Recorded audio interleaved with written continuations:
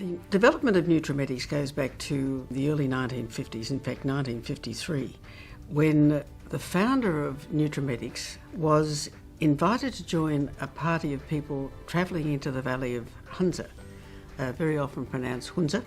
It's high in the Himalayan mountains, and he discovered they actually use the kernel of the apricot seed as a medicinal product, and they also used it as the only thing to preserve their skin. They would extract the oil from the kernel of the apricot seed and they would use that as a cosmetic. The fact of the apricot kernel oil being so important, both externally and internally, to their health and lifestyle, it gave him the inspiration to start researching natural cosmetics or natural skincare. Nutrimetics was the first of the commercially available products that were all naturally based.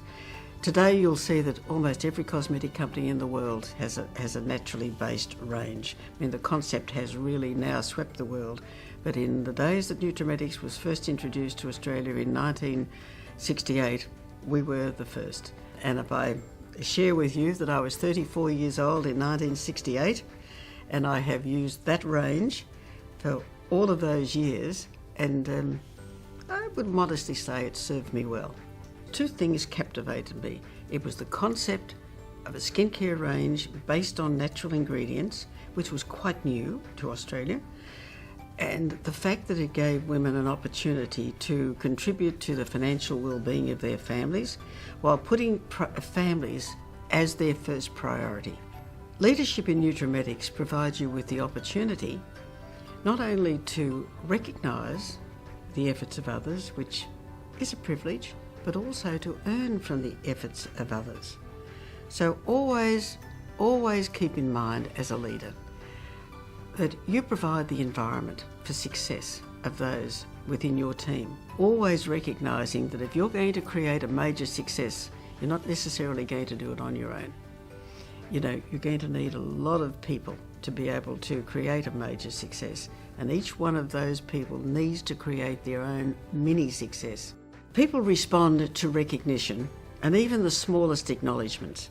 So we made sure that we provided recognition every step of the way. Even the smallest achievement was recognised because that would build confidence in people.